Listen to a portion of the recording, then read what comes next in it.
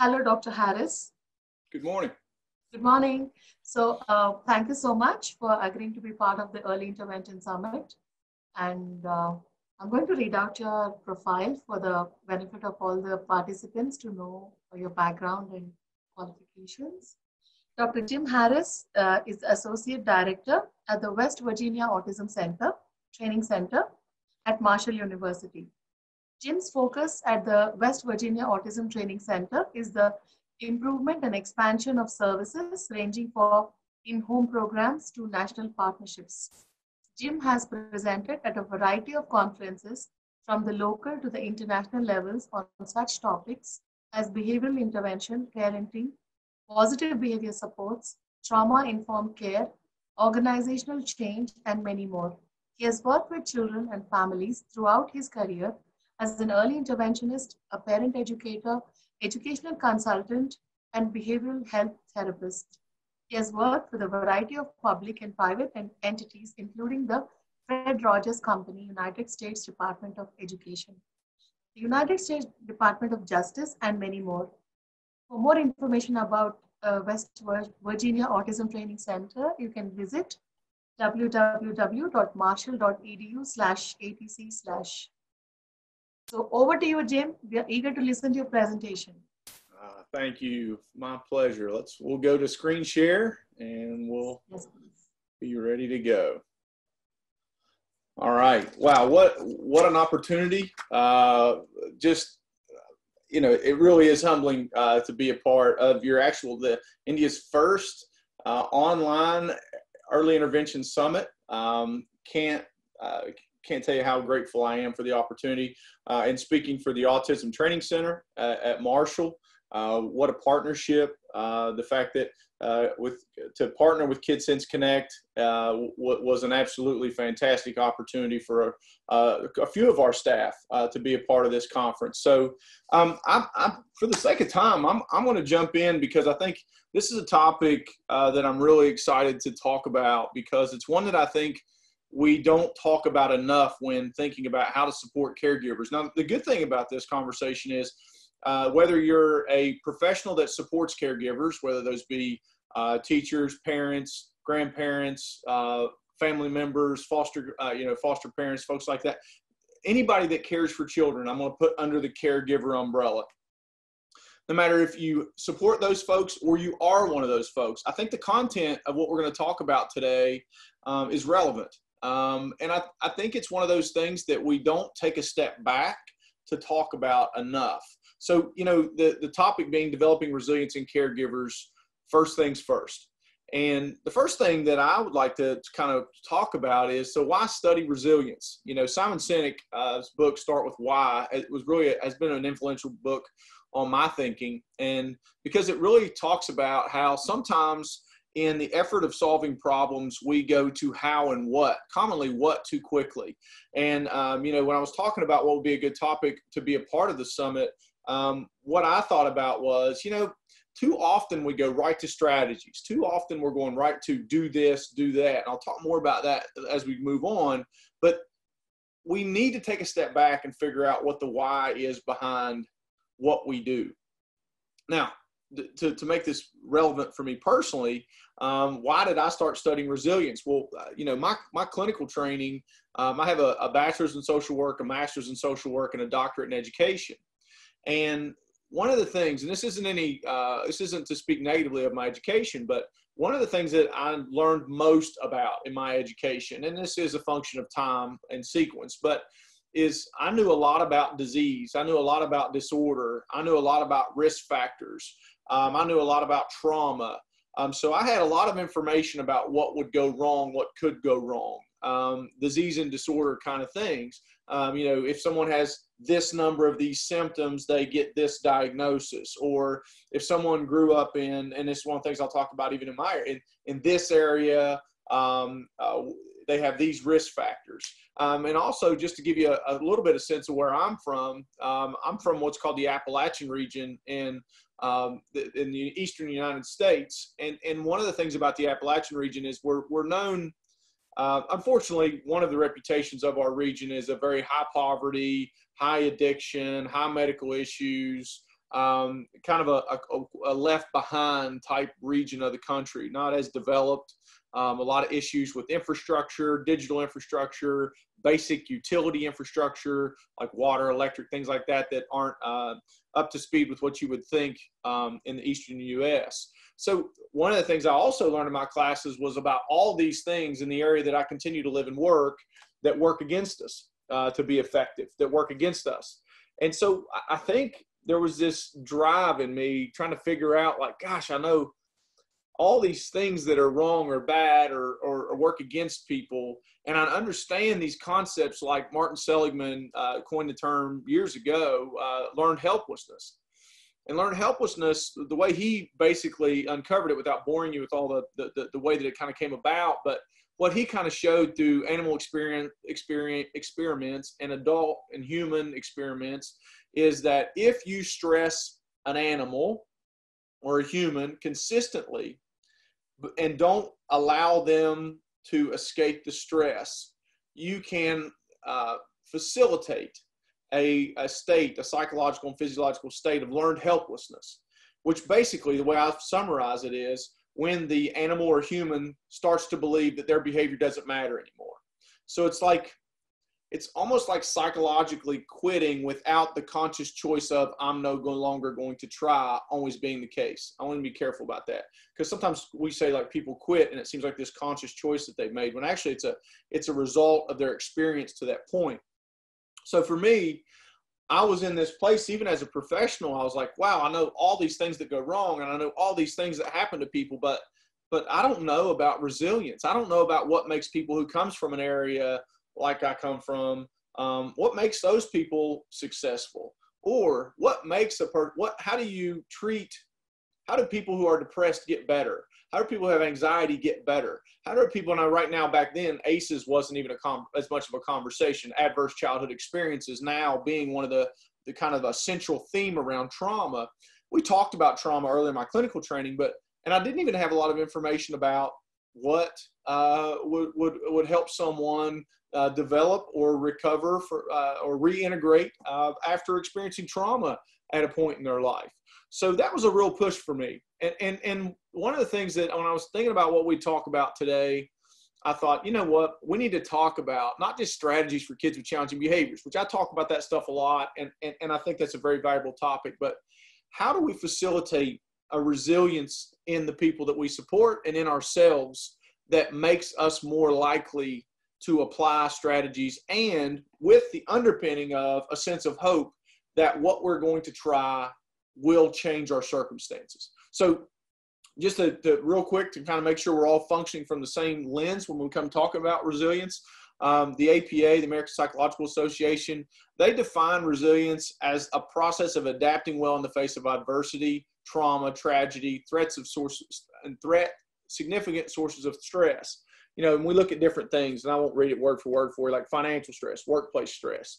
And it's as much about bouncing back, but also an opportunity for growth. So, you know, it's leveraging challenge for growth. And resilience is about how do we help, because here's the thing, if we're supporting caregivers, we know caring for children is challenging. Caring for children is overwhelming. There's struggles, there's failure. And how do we create an environment and a psychology within ourselves and others that help us deal with these certain challenges that are going to be ahead of us when we start trying to support caregivers and trying to support ourselves? So the mistake I commonly see in providers, whether it be early intervention, education, things like that, is we immediately, like I mentioned before, we immediately go to do this, strategies, do this. I want you, and the problem is we're not taking a step back. In my mind, the step back, and I'll take from Robbins, this is what I just like this because it's clean. The first things first for me, a lot of times, or all the time, when I'm looking at a person that I'm in charge to help in some way, whenever I was a therapist or whenever I'm now working with school teams or early intervention folks or parents, I have to assess in a sequence. And that sequence is, what state is this person in? What is their physiological and psychological state?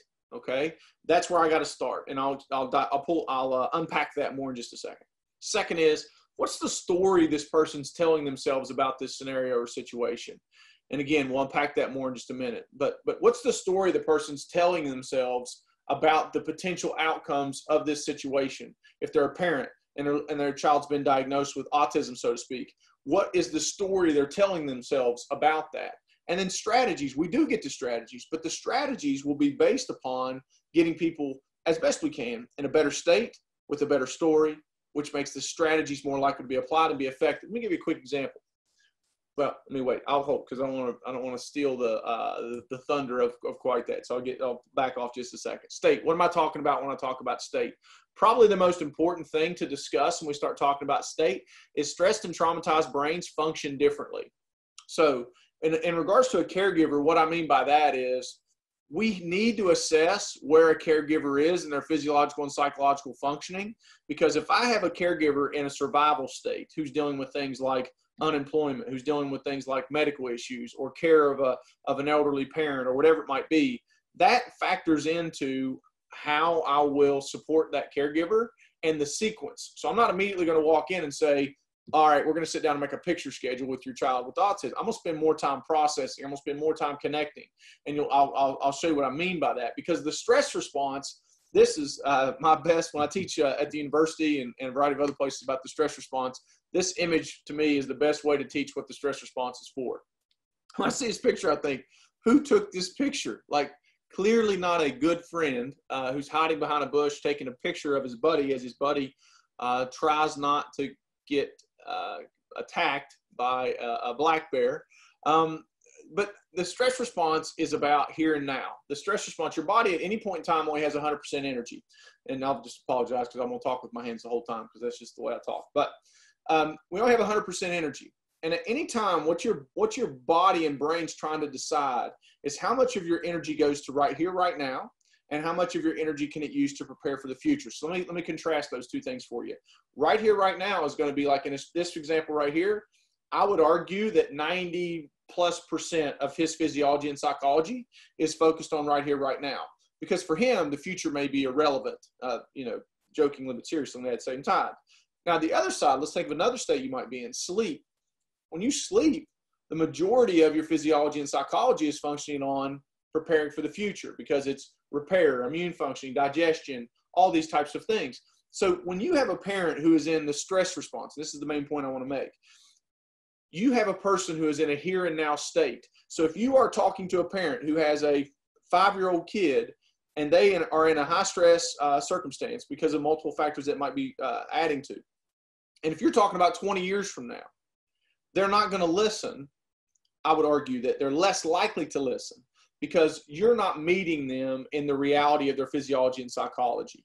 And one of the big things when we start looking at stress and how this stuff factors in is, and I'll summarize the slide very quickly.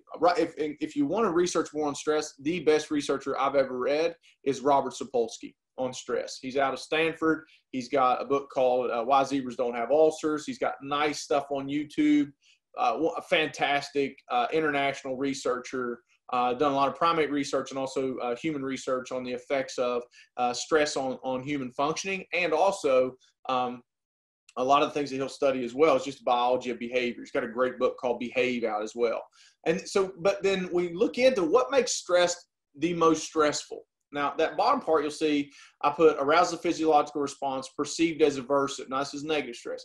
But the last one is what makes stress the most stressful is the individual's perceived level of control. And if we circle that back to learned helplessness is defined by a belief that their behavior doesn't matter, which means their perception of control is low. So if I have a person in a super high stress environment, if you're working with a parent, one of the areas you're going to really focus on is what level of control does this parent feel like they have over their environment? And let's be fair, there may be situations where they have little to no control over their environment. For example, they may have an elderly parent who's sick that they're taking care of. They can't fix that. So that's a high level stress with low level control. Now, there may be some other things, like say, for example, health issues. Maybe there are some things they could do. They do have more control over their own health issues. Maybe they have diabetes, type 2 diabetes. Maybe there's something they could do to get themselves in a better physiological state. So not all stress is the same. And the element I want you to think of from supporting caregivers is identify and control. And the way that I would do this in a therapeutic relationship is I would make a basic T chart. And on one side, I'd put control. On the other side, I put can't control. And the client and I would sit down and talk about all the things they're stressed about and organize them on the control and can't control sides. And then make sure that we're putting as much energy into the can control elements. And because if we're not careful, and I'll use a phrase, we can start to admire our problems versus solving our problems. What I mean by admire our problems is spend tons of time talking about the things we don't have control over, putting very little energy into things we do have control over, however small those things might be. So that's just another thing to take into consideration. That's another idea you might have. And for a lot of folks, when we're starting with that stress and the anxiety being a more clinical term that we hear a lot, is anxiety is just fear of the unknown. It's fear of the what if. It's, you know, I don't know. And that's where that control factor factors in or comes in as well. You know, so a quick thing about anxiety, I'll explain to you. When you're looking at someone that has tons of anxiety, whether it be a child or an adult, I want you to understand that there's two planes that we treat anxiety on. One is, if anxiety is fear of the unknown, an obvious inverse would be, let's increase the known in that person's environment. That's where information, like for example, if I have a parent who has having a lot of anxiety because their child was just diagnosed with autism, for example. Well, one of the ways that I might decrease their anxiety about autism is to increase their knowledge about autism. So I'm decreasing the unknown by increasing the known. This other side is by increasing your capacity to deal with the unknown. So that's where we start looking at like deep social networks, rational optimism, which I'll talk about later. So those are going to be those things to where we start to look at the two strategies for anxiety is increase the known, increase capacity to deal with the unknown. And we can talk a lot about that. And there's also other strategies we use to increase capacity to deal with the unknown, like, for example, meditation, exercise. These are all things that make you physiologically more capable to modulate stress in your body. And that's a whole other talk, whole other conversation. But things to think about. Now, second part, so we talked about state. How good are you at assessing the state of your of the folks you're caring for, and even yourself? Story is, what is the story the person's telling themselves about that? Now, here's the important part about understanding the significance of story. Story, our brains are pattern-seeking devices. And Burton's probably one of my favorite folks to read on this. But the way you got to think about this is your brain's primary job is to keep you alive. The way it keeps you alive is to identify patterns in order, the function of identifying patterns is to predict and prepare for the future. So what your brain does ever since you were little is it would watch sequence in order to code or remember sequence in order to predict the future so you can prepare when that sequence presents itself. Let me give you an example, easy example, little child example. If you got a child sitting at the table and you're having dinner and they've got their sippy cup, right? And they take the sippy cup, they drop it off the counter and they look at you. And you walk over, you pick up the sippy cup, you put it back on the counter.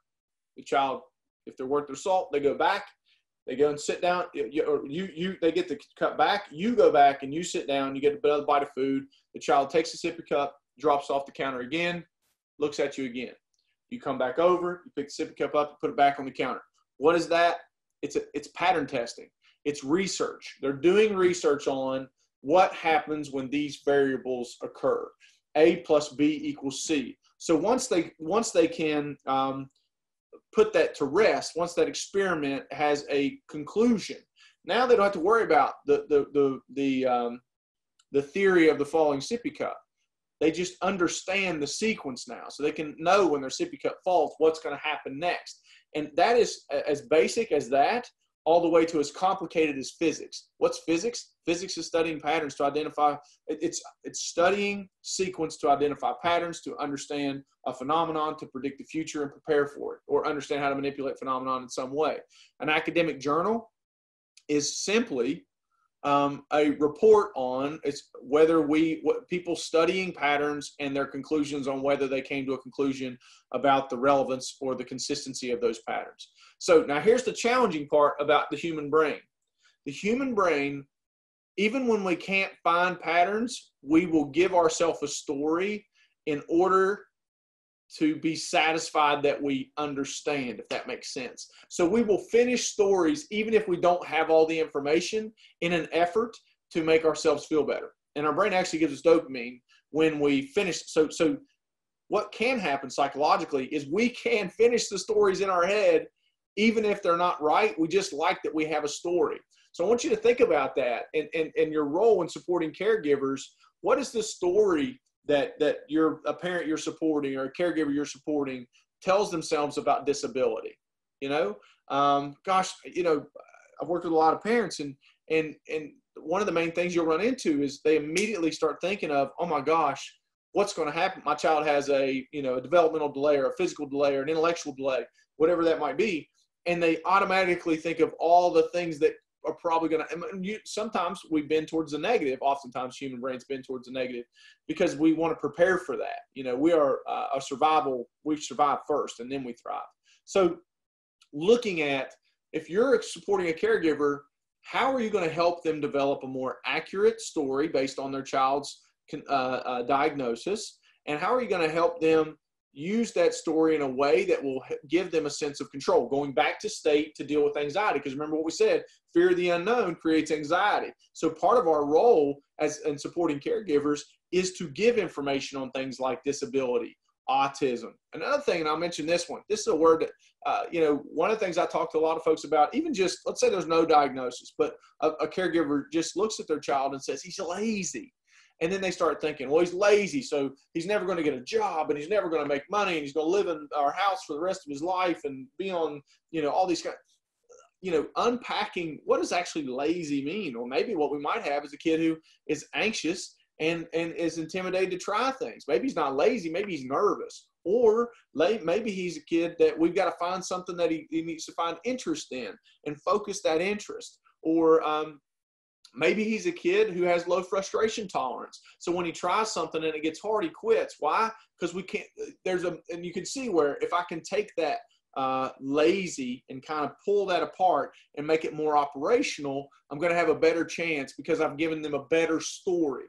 And the better story then will contribute to better strategies. And I think that's the real important thing, is moving from an ineffective, incomplete story to a more complete, understood, actionable story. And this is just a common example of a story shift that we try to do when working with families. Is it's not what's wrong with my child, it's what does my child need. So that's a nice switch when we start talking about disability, autism, whatever it might be. It's not what's wrong with your kid, what's your kid need? Because what happens is, and think about this, even if you consider that, and I say, what's wrong with my child? Think about if you came home and your significant other came up to you as soon as you walked in the door and said, hey, I've been thinking all day and I figured out what's wrong with you. Think of the context of that and the relationship. You immediately become defensive and the dichotomy exists, which means it's you versus them, right? No one, you don't even have to say that sometimes for people to feel it. Also, as supporting caregivers, if you come in with the mentality of what's wrong with this caregiver, you create that context of fault and a dichotomy of me versus you. If you come in and say, what does this caregiver need? Now I'm standing alongside that person looking at a shared problem. So that's just an example of a story reframe. Now let's get right into strategies for the sake of time. I'm not going to talk about behavior strategies, and here's why. The conversation is about resilience. Resilience is the belief that your behavior matters, which is moving forward, which is applying. This is why resilience is so important. Now, there's been a lot of positive behavior support is my area of research and interest. PBIS, PBS is commonly how you'll hear it referred to. One of the things that is a number that's thrown around. Now, I'm not going to tell you this, this is an exact number. Some people will debate it's a little higher than this, a little lower than this. What we know is a behavior plan that you first write. So let's say you're working with a family, you got a kid, you write a behavior plan. Generally speaking, about 33% of that plan will work, which means most of it won't. 2/3 of that plan will have to be revised. So it's not, I used to believe this back when I first started. I used to think, well, I had to create these beautiful behavior plans that would be these fantastic finished products that I would hand to the family and it would glow, and then they would implement it and their child would get better. Man, it was just such an ignorant perception, which was just based off lack of experience. What I've learned though, and what the PBS community has also supported, is the effectiveness of a plan is based on the team's ability to revise it based on experience of what works and what doesn't work. So if we want to be effective in supporting caregivers, we have to create a context where we all continue to try. That's where resilience fits into supporting caregivers. That's where resilience is, moving past the 33 to the 66 to the 100. And I don't ever feel like we ever get 100% effectiveness. I think that's somewhat unreasonable.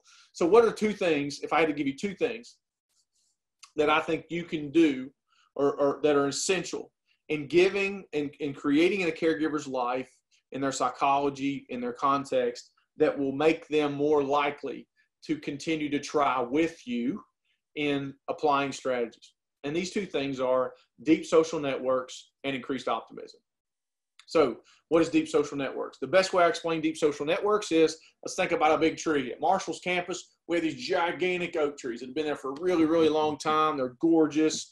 We have little squirrels running there. It's fantastic. But one of the things you understand about that tree is strong because it's been in a good place for a long time getting good stuff.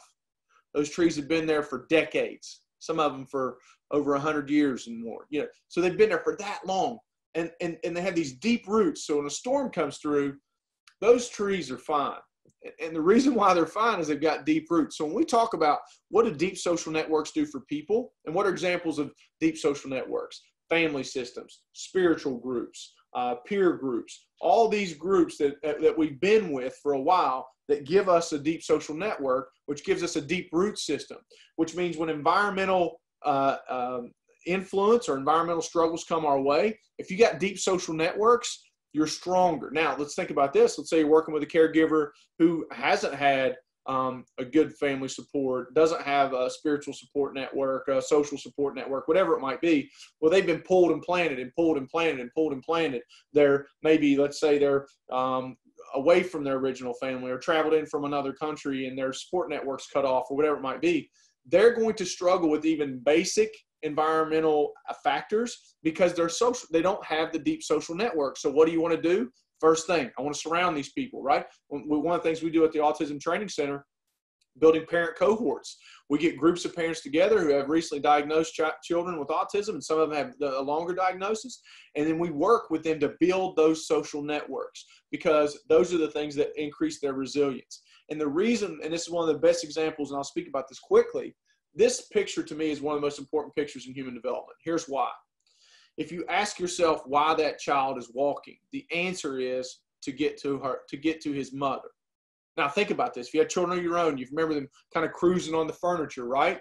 And you wanted them to walk, so you put your hands out, but you got to get far enough away from them to where they have to let go of the couch. That is a unbelievable developmental situation. And here's why.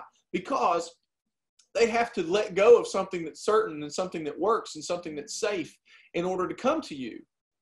They have to take a risk. And the only way they're going to take that risk is if you're worth it. If the relationship that you represent is worth it. Same thing goes with supporting caregivers. You have to create relationships where they'll take risks. So we work through the failure of the 33% or the 2/3 or the, so we start moving toward that. We know that Maslow's hierarchy of needs factors into this.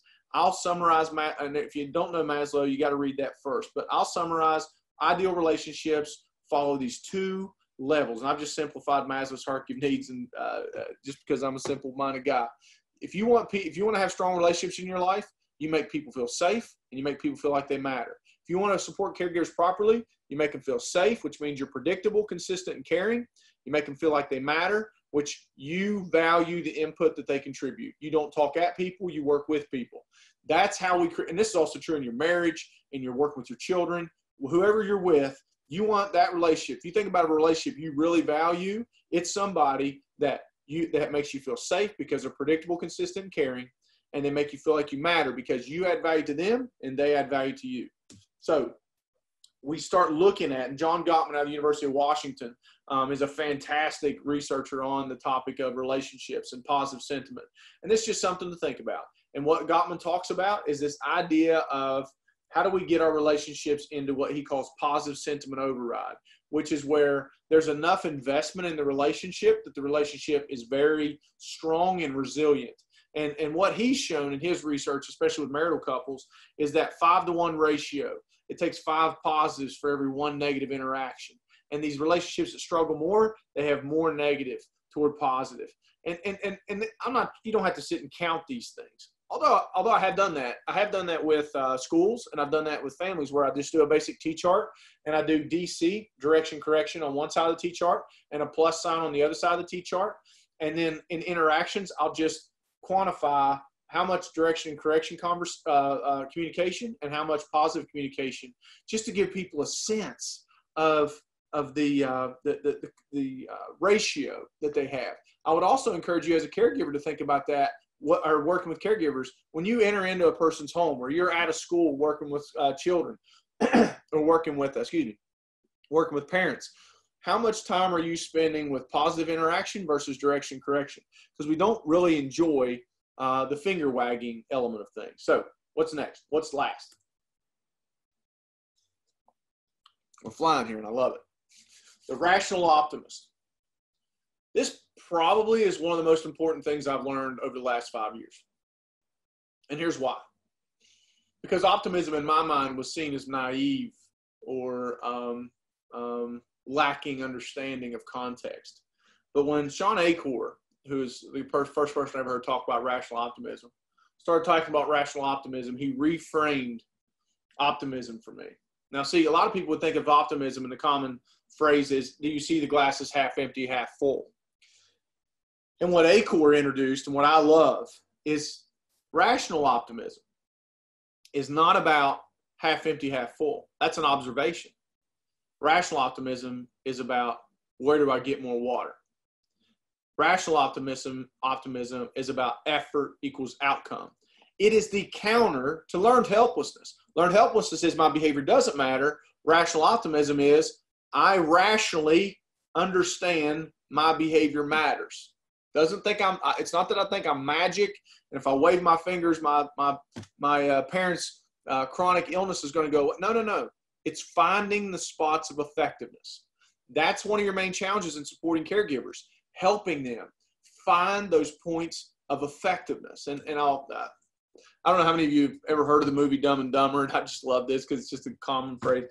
But I love the movie Dumb and Dumber. It's from like the 90s here in the U.S. And one of the things that this movie is all about just stupidity, and it's a comedy and all that. But at the end of it, he's been following this Mary Swanson the whole movie, and he's standing to her at the end. He like professes his love to her, and he says, "What's the chance we're going to end up together?"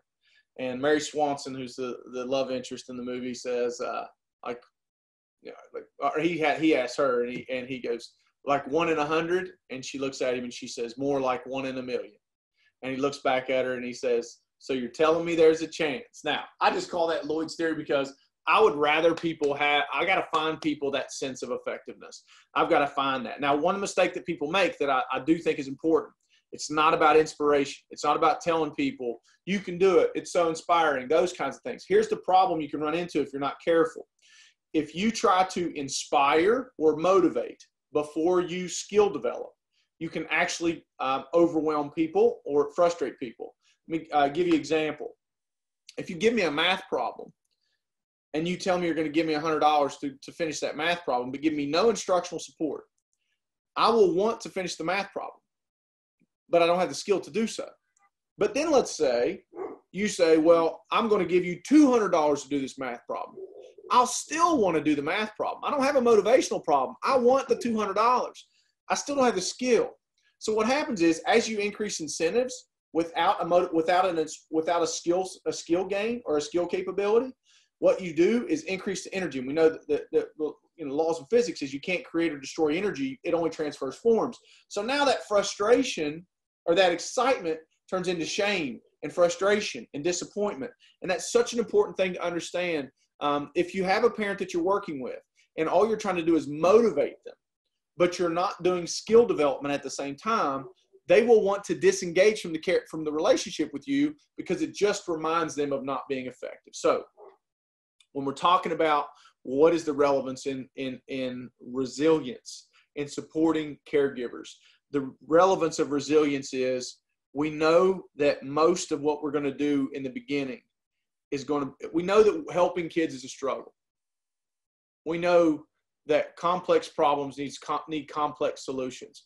And the only way we work towards this complex solutions is to have a working relationship and a belief that our behavior matters. Because a lot of times what I've found with a lot of the families I'm working with is I need the know-how comes as I get them in a relationship where they have faith in me as a support and themselves as a caregiver. So I hope the content has been relevant to you. I hope it's been helpful. I just really feel strongly that if you are someone who supports caregivers or you're a caregiver yourself, understanding these things create a better context for effectiveness. Anybody can rattle off strategies about visual schedules or how to effectively use time away and all these kinds of things. But who can actually create an environment where those strategies are more likely to be applied and be useful? So again, absolute privilege to be a part of the your first Early Intervention Summit. And look forward to answering any questions that you all might have. Thank you so much. That was I think parents make it or break it for children many a time. And especially my own personal experience, I can relate. When my son Varun is 21, the one who has autism. When he was diagnosed here in India when he was 3 years old, there's absolutely no awareness, no help available for him. So I had to relocate to the UK to get help for him. And a lot of times in India, people might give up only because they don't have help also. And also there's lack of awareness. Schools don't know how to include children with autism in their classrooms. But nowadays, the modern parents have a lot more, parents of younger children now have, who are in the early intervention age, have so many more opportunities to integrate. The inclusion opportunities are really getting better and better by the day. But I still find that if a parent wants to help the child and has accepted the condition fully, the whole shift happens in the way they perceive the child. Yeah, that's right. That story they're telling themselves about. That's right. And I think it allows the community to grow in the context for every kid after that to grow too. Yes. And I also found that the way I treat my son at home and the way I treat my son at in the community, people are watching me and kind of picking up those cues from me, and they behave the same with him. Yes.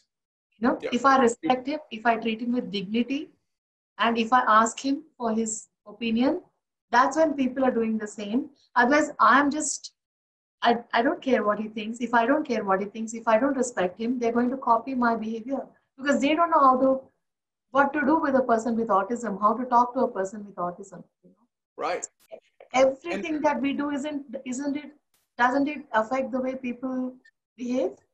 Absolutely. And I think the example that you give with that is so true, because when I talked about anxiety, a lot of people are just they don't know, they don't understand. And oftentimes we're embarrassed to ask, we're embarrassed because it's like we feel like we should understand or we should get it. So what people do is they distance themselves. They don't understand how to interact with a person with autism. So they distance themselves because they're embarrassed, but they don't know how. So as you model it, you decrease their unknown, which decreases their anxiety, which then opens up the world more so for your son, because now there's a more accepting environment because people aren't anxious because they don't understand. And that's where modeling is just a huge example in that. Yeah. I'd like to share one little incident that has happened a few months ago, I think in December or so. There was a newspaper that got in touch with me, the journalist, and he said that December 3rd is World Disability Day, and we are interviewing people with disabilities, and would your son like to be part of the interview that we're going to do? Varun has autism, but he still has a lot of significant communication challenges. I didn't know whether how is he going to talk to the journalist? I wasn't sure whether he'll be able to understand what he's asking. He said that he would like to do the interview on the phone because he can't come here to interview him. I said, oh my God, it's going to be even more difficult because the interview is going to be on the phone. Right. I was like, oh God, what am I going to do? But I'm not going to just give up. I'm just going to make it happen. So I just told him to call me and I put him on speaker and I said, Varun, so and so person wants to talk to you about the music or the singing that you do. Varun was like, yeah, I'll be happy to talk. And then he started talking.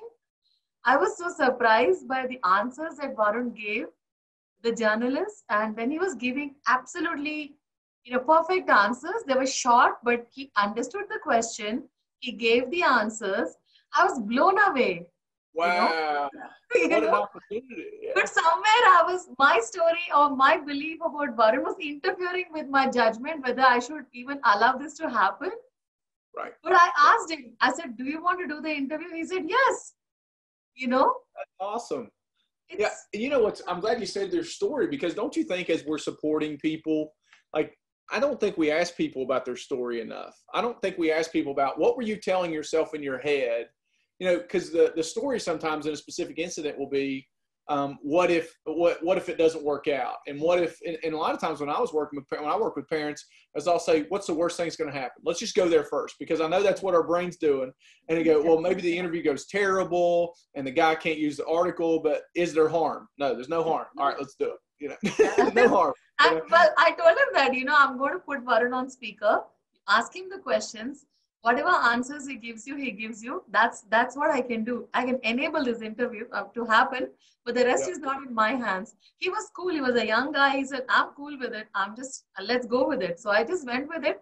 And Varun proved us all wrong. He just rocked the interview.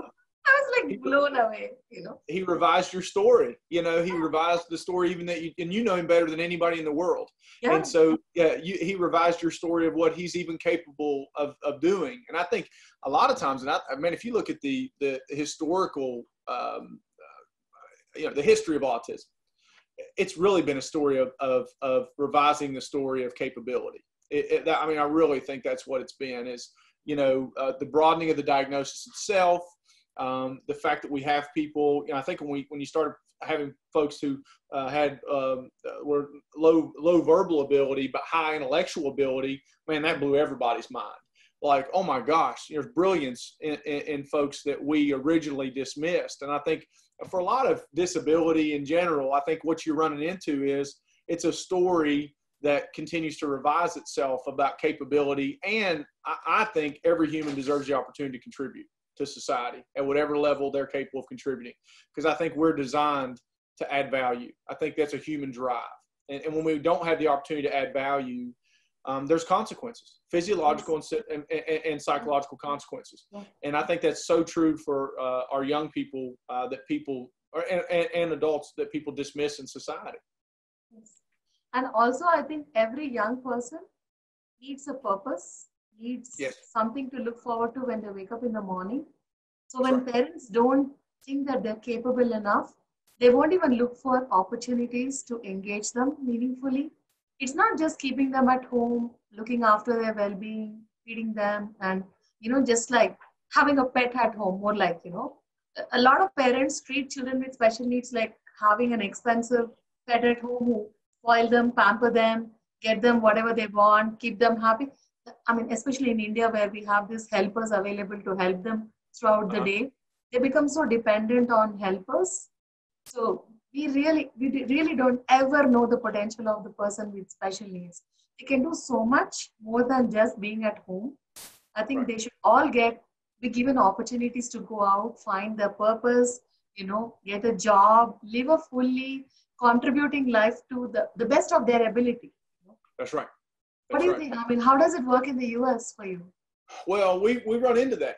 There's a time, there's a phrase now they use now called lawnmower parents. And what they talk about, I don't know if back in the day, we talked a lot about helicopter parents, the parents who just hover over their child. Yeah. Well, now they call lawnmower parents the parents that just mow down any potential challenges the child might have in their life. But I think we have some of that where people, we talk about that when I work with trauma, for example. There's a lot of folks right now on trauma-sensitive schools and understanding the impacts of trauma. But one of the things I say to folks is we can't just view children as damaged and these delicate things that can't be challenged, because then they're going to be hindered in their ability to grow and develop in the future. And we run into that a lot. One of the things, I'll give you a specific example we run into with students who have a disability and they have an aide in school with them. And if that aide in school does everything for that kid, opens their milk, carries their stuff, overdoes their work, my thing is they're cheating that kid out of living life. Yeah. And here's the thing, though, in defense of some of those aides, what those the problem with some of those professionals is they think their job is to make that child's life easier. Easy. But not, and one thing is I'll sit down and talk to them. I go, no, your job isn't to make that child's job easier. Your job is to help that child become more capable. And I think and that's independent. And independent. Yes, yeah. Absolutely. And I think, that's exactly what I find in India too. We have so many helpers. If parents have the financial capability to hire carers and helpers for their child, they have like 2 people standing by. Even before the child can do anything, these 2 people are doing it for the child. It's crazy. The child will never become independent, and it's a big threat for the child's future, because it's a lifelong dependency for the child. And I think too, what it also does, and I would go back to that, I think it, and I can say this anecdotally. I don't know. I can't say this from a research perspective necessarily. I can't imagine that doesn't have psychological and physiological consequences to that child in the expression of behavior problems and such. Because think about it, if you're being held back developmentally, that energy that would go into development has to go somewhere, and it's going to go into behavior. It's going to go into like quote unquote maladaptive behaviors. Because you're not getting the opportunity to express your developmental drive, and you get in the way of that. And it's, I've worked with, when I was doing private practice therapist, I would get a lot of young men who were in like their early 20s, whose families had over nurtured them and given them everything they wanted and told them they're the little prince of their family and all this kind of stuff. And then they would go into life and the world wouldn't accommodate to that. And they were inadequate, honestly. They didn't have skills. They didn't have responsibility. They didn't know how to struggle. They didn't have discipline. So the problem then would be is they would have to stay with their families because that was the only environment that they could survive in. Yes. And because of that, there would be a resentment start to develop toward their family because they didn't want to be with their family anymore because they wanted to be in the world, but they weren't capable of being in the world. So the consequence of the over-nurturing was the child's burden to bear, and then the young man's burden to bear. Yeah. How do you work with parents then? How do you tell them to change their stories? Like, do you do any workshops, trainings? What do you do? All the above. I think it's, I think you have to approach it from a multitude of angles. I think probably the most effective place I've found is that one-on-one or dialogue-based relationship because, like I said, you can talk at people or you can work with people. I think depending on how accepting a person is of new information, they might be able to sit in a workshop and get it. Some people can. They might be in that place where they're reflective enough and they can get it. But sometimes what we have to do is we have to hear their story and introduce slight revisions a little bit at a time. One of my favorite books of all time is Changing for Good, and it's based off this theory of trans-theoretical stages of change, and that's probably very influential for me because what that book presents is that there's sequences of change. And a quick example: the first stage is called pre-contemplation, which is where the person doesn't even believe there's anything that needs changed. Yeah. They don't even believe that there's a need for change, and then you get into contemplation, which is maybe there's a problem, and then planning. So I think for a lot of times when I'm working with a parent, I have to even see where they are and even understanding if their story even needs to be revised. And then we can start working. Now I can talk to, I've talked with small groups and thousands of people, but that individual relationship for parents who are really struggling seems to be the most effective. Okay. Well, do you start early? Like it's difficult to start talking to them when they're 20, isn't it? You start when they're 2, and then you start changing a story from the time the child is 2 years old, not from the time the child is diagnosed with any special needs or any developmental issues. I feel that the story keeps building from the day you start the day your child is diagnosed, and then how you change the way you look at the diagnosis. That's right. I agree. And I think part of that is our professionals' responsibility I mean, if you look back and you know, like for example, Temple Grandin be probably one of the most famous people in the world when it comes to speaking about autism and the experience of it. You know, when she was originally, you know, when they first told her mom that she had this developmental issue, they told her she needs to go in a facility. You need to put her in a facility. What she has can't be fixed. You know, so the story that was being told at that point in history was one of despair. And I think what you see as parents, and parents have driven the revision of the story too. Ruth Sullivan, who helped start our Autism Training Center, who was Joe Sullivan's mom. She was part of that group where the story started to improve. So I think it's our responsibility as providers and professionals to give parents a better story, like you mentioned, at 2 and 3, because think of the stories that parents had to overcome 30, 40 years ago. Yes.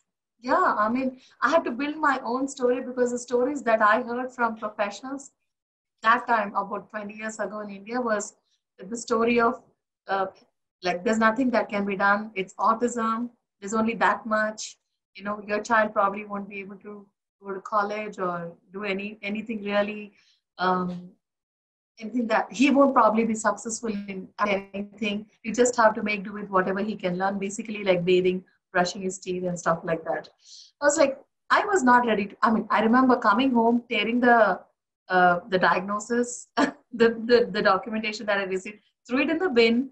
And I thought, no, this is not what my son is going to do. He's going to do a lot more than what this lady told me. And I'm going to change, you know, the whole story. I think my story started the day on which Varun's diagnosis came. And I refused to believe the story. It was told to me, and I made my own story. It's still work in progress. I'm going to get there, you know. But I think parents have to not believe what people are telling you, especially when the stories of sadness, of, you know, of loss, but the story of hope and story of belief, faith in our children is a story I think we need to tell ourselves as parents. And I think one of the things I would ask, though, would you say that you entered into that information with a baseline of resilience, your personality? Did you have a personality of resilience? Yes, I have. Yeah. So, being born as a woman in India, to even reach university, you need to have lots and lots of resilience because, I was born in the 70s. So the story that I was told as a woman was that women don't usually study. So, I mean, don't go to university, they get married, they're supposed to look after children and they look after their husbands and their families, things like that. But I somehow didn't believe the story that I heard from others. I said, no, I don't think so. That's wrong. Yeah. I'm going to do other things. I have big dreams. I have lots of things to accomplish. I think I was a really resilient person per se, and I had to fight through every stage of my life and to get there. And then I think, you know, when you graduate from one challenge, God gives you a bigger one to graduate. That's so right. I finished one, and then he thought, oh, she finished it well, so let me give another bigger challenge to her. You know, I think, okay, bring it on. I'm going to do this well too. Yeah, there's no better way to live in my life. You know, you go to one peak just to see the next one. You know, you got to climb one mountain just so you can see where the next one is. Absolutely. So I'm like least bothered about anything. I'm going to do my best for today and then go and sleep. And that's what I can do. There's no point in getting scared of tomorrow. I think if my day today is good, tomorrow's going to be good too. So I fear that. And I think that comes from a lot of times it's that experience of I'm capable of doing hard things. Yes. I've dealt with hard things before. And I think that's one of the things I think when we're supporting folks, there may not be coming into the situation with that belief. They could be coming into the situation with things don't work out for me. Nothing ever goes right for me. The deck's stacked against me. So when they get that diagnosis and that doctor says to them, your child's not going to be this, do this, this, and this, it matches their story already. Yeah, you know, so I think, and it's not because and it's one of the things I work really hard to talk to folks about. It's not because they're inadequate or lazy. It's because the patterns that are in their head, that's what they believe to be the sequence. And I think our challenge is, how do we facilitate? What do we know about people who are resilient, like such as yourself? What do we know about people who are resilient that then we can borrow from what they have to try to give some of that to folks that don't have it right now? That's why resilience has been such an important topic for me. Like I said, I knew a lot about disease and disorder getting out of school. I knew a lot about how to diagnose people and talk about, addiction and all that. But to understand what makes someone capable in an environment that was challenging, that to me is much more relevant. Thank you so much, Jim. That was so good. I relived my last 20 years after I spoke. Well, I hope it fits. I hope it fits nicely in the summit's content for you guys. It will. Thank you so much.